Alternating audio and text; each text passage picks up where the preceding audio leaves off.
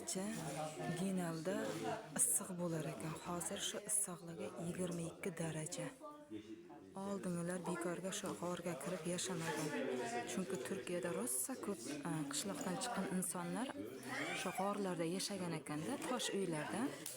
Ya'ni issiq. Tashqari hozir sovuq, ichkari issiq. 22 darajada. Ya'ni kelishingizni tavsiya qilaman.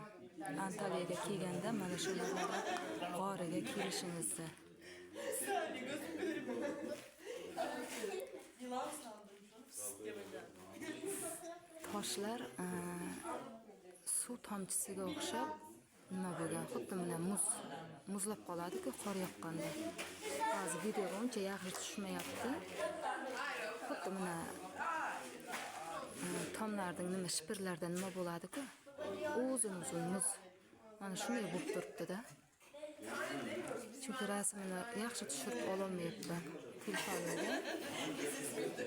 Ba'zi joylarni uzun bo'lib ketgan joylarni kesgan, ya'ni xalaqit bermasin deb. Tavba.